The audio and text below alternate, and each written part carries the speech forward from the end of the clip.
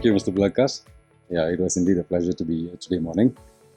Distinguished guests, ladies and gentlemen, once again, thank you for inviting me to SAFETY4SEA Singapore Forum. It is my pleasure to be here this morning among fellow maritime professionals like yourself who share the same thing as the MPA as well, to drive safety and to initiate new technologies so that we can enhance safety further. I do have 8 slides, Mr. Baloka, so hopefully I can stick within the 12 hours. 12 hours. I wish it was 12 hours, but unfortunately it's 12 minutes. I'll try to stick within the 12 minutes that's given to me. Allow me first to set the stage with numbers and figures first.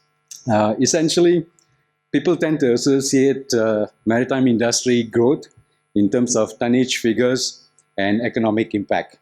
For instance, in 2024, we have Port of Singapore received about 3.1 billion gross tonnage vessel arrival.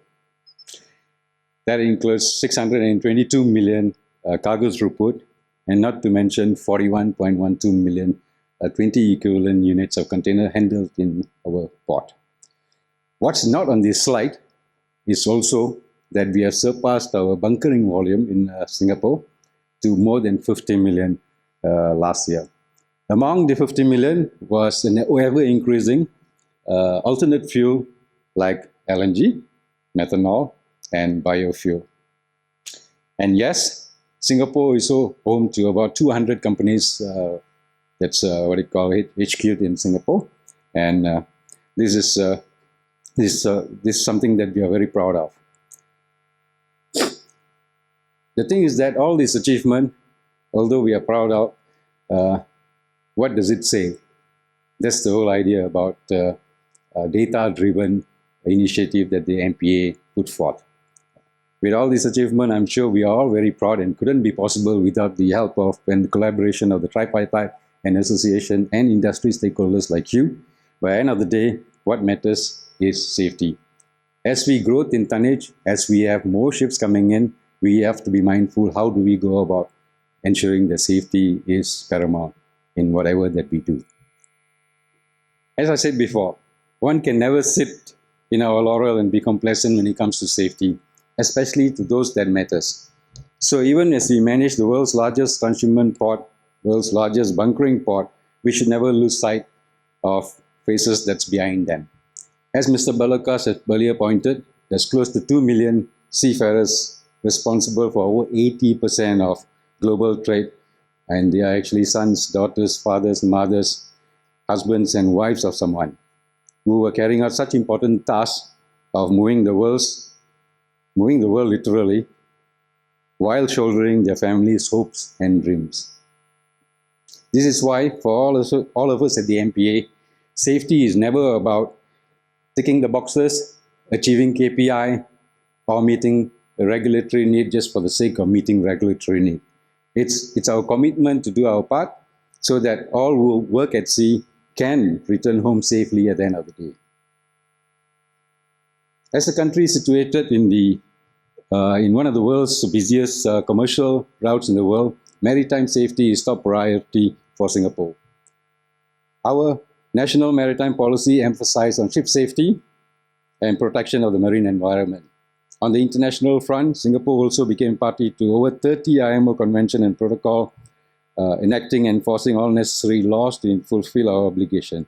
I'm so happy to share that the effort of both the MPA and the maritime industry and tripartite collaboration over the years in Singapore have yielded positive results in improving safety. We have observed a significant downtrend in incidents in Singapore territorial water over the years. However, as said before, we cannot be complacent. An incident is not just the number that we monitor. Therefore, we must be mindful of in every decision we make, every policy we implement, and every innovation we pursue, we must think about how it can actually improve safety in our quest for industry transformation.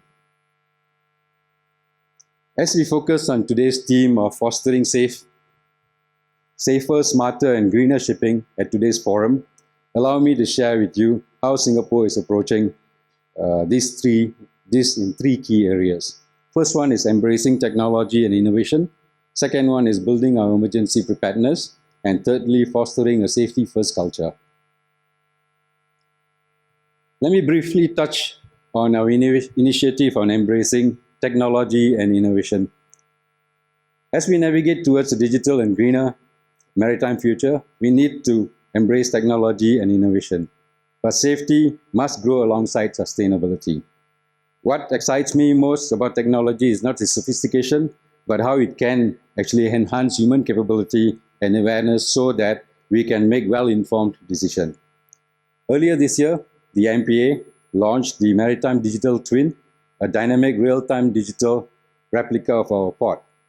Integrating live data across multiple sources, the Maritime Digital Twin not only provides situational pictures of our port, but it also simulates and tests scenarios before implementation.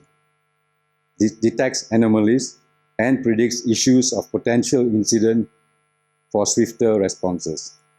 Some of the features that we are working is on the capability to simulate what if scenarios to prevent incident and provide real-time information to master and crew of vessel to make informed decision to plan their passage plan and also to assist all involved in incident management.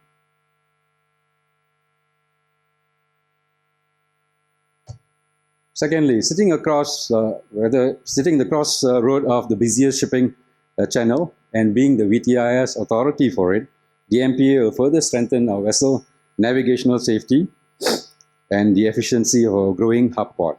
MPA is developing an AI-enabled next-generation vessel traffic management system. In short, we call it NGVTMS. It's like GPS, transform how we navigate our roads. The NGVTMS will revolutionize how we manage our waters. The NGVTMS can predict traffic congestion and identify potential collision risks before they become a problem, empowering our operators with the smarter tool to guide and advise ship captains and bridge teams safely through Singapore's busy maritime highway.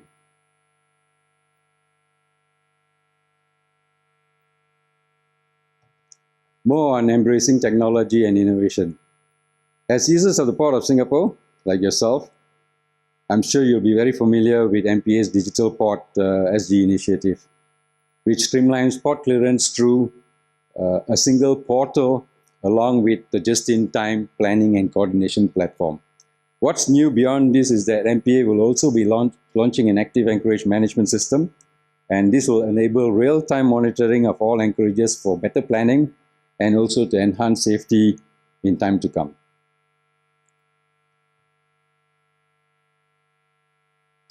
As we talk about greener fuels, sustainability, and moving towards innovation, new technology, I'm sure any responsible organization like yourself would be also thinking about emergency preparedness. And especially, as I said, with the industry shift towards alternative fuel, driving decarbonization effort, MPA is at the same time building our emergency preparedness for today's risk while anticipating tomorrow's complexity. This is just on the horizon. During this year's Safety at Sea Week, both the Secretary Generals of the IMO as well as the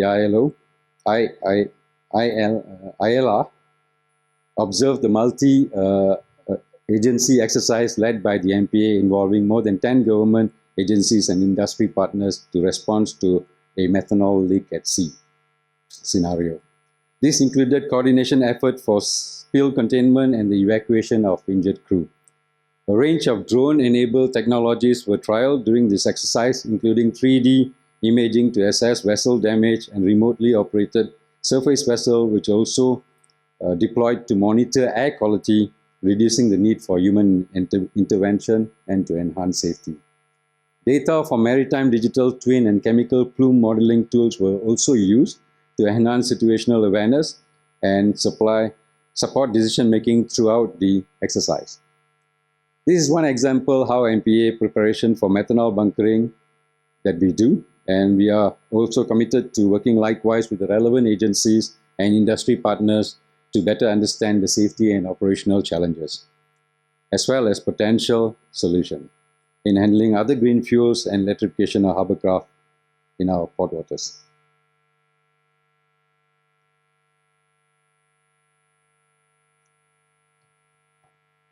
When it comes to fostering our third prong approach, when it comes to fostering a safety-first culture, while we embrace technology and innovation and build up our emergency preparedness, we are mindful that the human element is a key factor, and everyone has a part to play. That is why we launched the SAFETY4SEA Singapore campaign as a framework for close MPA industry collaboration and various channels to promote a safety-first culture at sea. Key of which is the Safety at Sea Week, organized annually since 2014. It wasn't just about creating another initiative, it was about recognizing a fundamental truth, that none of us can do this alone. Whether one is a captain of the bridge, or an engineer in the engine room, or a port worker in the terminal, or a maritime professional in the office, we are all part of the same mission. Our National Maritime Safety at Sea Council, which is in short called NMSSC, and the MPA Industry Safety Working Group are ambassadors for safety. As leaders in their own field, they help to provide valuable feedback and suggestion from the ground. The Safety Working Group are also a platform for them to identify safety issues on the ground, review training needs for seafarers, look at safety procedures that's currently in place, and share best practices. Throughout the years, we have worked on initiatives to instill strong proactive safety culture, improve safe navigational passage, and enhance communication and information sharing to generate awareness and encourage safe practices. I am particularly happy with what we have achieved together through this partnership with the NMSSC, the Safety Working Group, and agencies like the Ministry of Manpower, Workplace Safety, and Health Council. Together, we have developed resources that matters. The WSH guideline on personal flotation device, the safe transfer at sea video shown at Marina South Pier and West Coast Pier, and a case study booklet covering actual incidents with lesson learned. I would like to pause a moment and take this opportunity to encourage everyone in this room to scan the QR code displayed on the screen behind me to download these materials. These resources represent collective industry knowledge and best practices. So I'd also ask that you share them with your colleagues and peers in the industry. The more widely these safety resources are distributed and utilized, the safer our maritime operation will become for everyone involved. As I conclude, the maritime industry stands at an exciting crossroad. We have the tools, we have the knowledge and the experience and the willpower to create a future where the maritime operations are not just efficient and sustainable, but fundamentally safer. The path forward requires each of us to be champion of our change in our own sphere of influence. Whether you are developing technology, training the next generation of seafarers, or making operational decisions on the bridge, you have the power to shape a safer maritime future. Let us leave here today not just informed, but inspired to act. The conversation you have, the policies you influence, and the standards you uphold will determine whether we achieve our vision of a safe, smarter, and greener shipping. With that, I conclude my presentation. Thank you very much.